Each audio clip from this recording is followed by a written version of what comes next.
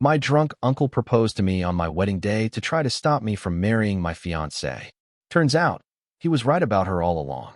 On my wedding day, while my fiancée and I were exchanging our vows, my extremely drunk uncle stood up and yelled, "I object." He started stumbling towards me, and given that he had always hated my fiancée, I prepared for a speech about how I shouldn't marry her. Unfortunately, I was wrong. He actually got down on one knee and started declaring his undying love for me. I immediately realized this was an attempt to stop the marriage, so I tried to get him to stand up. However, I was unsuccessful. Eventually, a few people gathered around him, and he had to be picked up by all four limbs and carried out like a human battering ram. The rest of the wedding was strange. My newlywed wife and I tried our best to lift everyone's spirits, but given that they had just witnessed that, it's no surprise people went home early. In the weeks and months that followed, my wife, Sarah, and I tried to move on from the wedding day fiasco, but something fell off. Sarah became increasingly distant. I thought a trip to our favorite golfing spot might help lighten the mood and bring us closer again. Sarah and I used to love spending our weekends there. We were both terrible at mini golf and would often laugh at each other over our terrible swings, but we enjoyed the vibe of the golf spot. I asked her if she wanted to go one Saturday morning while we were having breakfast.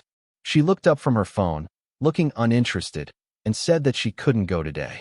When I asked her why not, she said that she had promised one of her girlfriends that she would help her with some errands, since she had been so stressed these past couple of weeks. This seemed off because her friend had just come back from vacation, and she seemed pretty relaxed the last time we saw her. Sarah said it was always something on her plate, which was true. Her friend was a busy woman. Every time we saw her, she was on the go. I asked her if the next day would work, and she bit her lip and said she had a lot of work to catch up on. I let it go, told her it was all right, and said that we'd find another day to go, but I couldn't help but feel like she wasn't telling me everything. As Sarah got up to clear the dishes, I couldn't shake the feeling that something wasn't right. We used to prioritize our time together, especially our weekend outings. Now, it seemed like she always had an excuse to be somewhere else. The excuses were starting to pile up. Was she hiding something from me?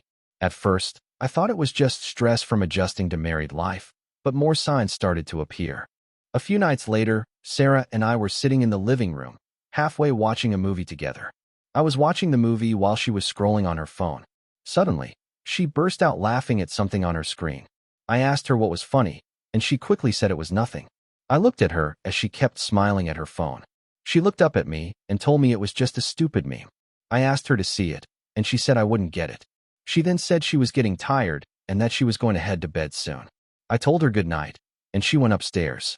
Later that night, after Sarah had fallen asleep, I couldn't get her actions out of my mind. Something felt off. I got up and went to her phone, which she had left charging on the nightstand. I knew it was overstepping a boundary, but I just had to know what was going on. I unlocked her phone and went to her messages. My heart sank when I saw several conversations with unsaved numbers. One in particular caught my eye. It was a string of messages from someone whose number I didn't recognize. Their conversations were mainly memes and funny videos they shared with one another until I scrolled a little bit further up.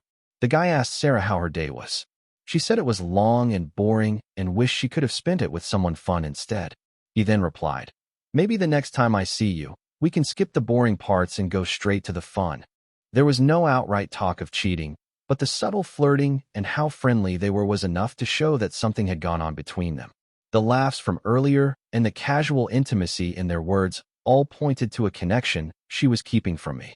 I felt angry, hurt, and confused. Who was this person, and why was Sarah hiding this relationship from me? The doubts and suspicions that I tried to deny had come true. I put her phone back and laid down next to her, staring at the ceiling. My mind was racing with questions and the realization that my marriage was failing before it had a chance to begin. I knew I had to get to the bottom of this, so I decided not to speak on it at the moment, waiting until I had solid proof against her before confronting her. In the following weeks, I started collecting evidence. I took screenshots of her text messages, spoke with some of our shared friends, and pieced together the timeline of their affair. It was a painful process, but I needed to know the full story before confronting Sarah. I found myself questioning everything. The nights were the hardest. I would lie awake, replaying every moment, every conversation, wondering how I could have missed the signs. One night, I decided to dig deeper. I went through old messages, social media posts, and even emails. I discovered a pattern. Sarah had been very secretive over the past year, with late-night messages, sudden trips for work, and constant texting with the unnamed number. Each piece of evidence felt like another stab in the back. I reached out to mutual friends to ask them for information without revealing too much. One friend, Karen, mentioned seeing Sarah with a guy she didn't recognize at a cafe a few times. She hadn't thought much of it at the time. She assumed it was a colleague, but now it all made sense. I decided to make one last effort to reconnect with Sarah. Maybe a nice dinner out would give us a chance to talk and bridge the growing distance between us. I had to try one last time. I saw she was getting ready to go out, so I called her downstairs. I asked her if she wanted to try this new Italian place downtown for dinner that night. Sarah has always loved pasta, and I've heard great things about this restaurant. She barely looked up from her phone and said she'd love to, but she had to take care of some stuff. It was 9 p.m., and she was wearing a beautiful black dress with heels. I asked her what she could possibly have to do, dressed like that at this hour. She said it was just a girls' night that she forgot to tell me about. I told her that I knew she was cheating on me. She froze, her eyes widened, and she asked me what I was talking about. I showed her all the evidence from the past few weeks. The screenshots and the credit card transactions that showed her locations didn't match where she said she was going to be. She got defensive, saying that I didn't trust her and that I knew she wouldn't do anything like that. Then, she claimed that someone framed her and those messages weren't hers. After I told her that I knew this was her because I found the messages while she was asleep, she said it was not what I thought it was. She said it was just harmless fun, and she didn't do anything with the people she chatted with. She'd been lying to me, avoiding me, and making up excuses to spend time with these people. This was cheating in my eyes. She then tried to make excuses, like she was lonely and I was always busy at work. I tried to make plans with her countless times, but I wasn't hearing it. I told her that she had made her choice and that she should stick with it. I told her our friends even said that she was cheating on me. She asked me which friends, and I told her I wasn't going to say. She then asked if my uncle had revealed all this to me and told me to check her phone. I asked her why my uncle would say anything about this. I was genuinely confused at this point. I asked her what he had to do with this, and she hesitated. I knew something was up now, and I knew I needed to talk to my uncle to get to the bottom of this. She broke down in tears, begging me to stay with her. I told her I needed space and left the house. I needed answers, so I reached out to my uncle. We met at a quiet cafe the next day, and he looked worn out. I asked him about what Sarah had told me. He immediately told me he was sorry and that he should have told me earlier. He knew Sarah was cheating on me before the marriage, and that was the reason he was trying to interrupt it before I said I do. I asked him why he would let me follow through with this decision if he knew she was cheating on me before our marriage, and he said that it was complicated. She had been blackmailing him this whole time and threatened him if he told me. I asked what she could possibly be hanging over my uncle's head to make him not tell me the truth. He hesitated and admitted that his girlfriend, Beth, was transgender. She said she would tell the family that Beth was trans if he exposed her infidelity. I was in shock. Not only had my wife cheated on me, but my own uncle had kept it a secret because he was being blackmailed. I felt a mix of anger, betrayal, and confusion. Our family was quite conservative, and I knew they would basically disown my uncle if they knew the truth about Beth. But I still felt betrayed by both of them.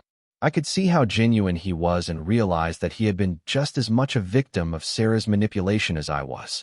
It didn't erase the pain, but it helped me understand the impossible situation he had been in. In the weeks that followed, I focused on healing. Filing for divorce was a difficult decision, but it was the only way to move forward, and I finally decided it was time to take the next step. I met with a lawyer, prepared the divorce papers, and got myself ready for what was to come. One evening, after Sarah had come home from work, I asked her to sit down. She must have sensed something was wrong because she looked nervous. I told her that I couldn't do this anymore and served her the papers. Her face went pale as she stared at the documents in my hand. She begged me to work through this with her. She promised me she'd cut off all contact with them. I shook my head and told her that it's not just about the affair partners. It was about the lies and the manipulation. She blackmailed my uncle and used his relationship against him to cover up her own wrongdoings. She sobbed and tried to grab my hand, but I pulled away. She said she was scared that I would leave her. She begged me not to leave her and said she didn't know what she'd do without me. She said she loved me. I felt a ton of emotions all at once. I wanted to be with her because I loved her, but I knew our marriage was too far gone, and my trust in her could never be restored. I left her sitting there, broken and crying, the divorce papers on the table in front of her. As I walked out of the house, I felt a weight being lifted off me, even though I was sad to leave her. My uncle and I continued to rebuild our relationship. It was a slow process, but I could tell he was genuinely remorseful, and I could see how much the situation had affected him and Beth. As the months went by, I began to see the situation from a new perspective. I started therapy, which helped me process my emotions and understand my feelings. Therapy also helped me rebuild my self-esteem. I had been feeling worthless and unlovable, but my therapist helped me see my worth and the positive qualities I brought to a relationship. Slowly, I started to believe in myself again. One of the biggest changes during this period was reconnecting with my passions. I had always loved painting, but during my marriage, I had let it fall by the wayside. Now, with more time on my hands, I picked up the brush again. It was therapeutic. I also started running, which I had never been particularly interested in before. A few years later, I felt ready to dip my toes back into the dating pool. It was intimidating at first, but my friends encouraged me to take it slow and have fun. I went on a few dates, nothing serious, but it was nice to feel desired and appreciated again. One date stood out from the rest. Her name was Emily, and she was everything Sarah wasn't. She was kind, genuine, and understanding. We clicked immediately, and our first date turned into a long conversation over coffee and then dinner. We shared our past experiences, and she listened without judgment. As we continued to see each other, Emily showed me what a healthy, supportive relationship looked like. She encouraged my passions, supported my decisions, and, most importantly, she was honest.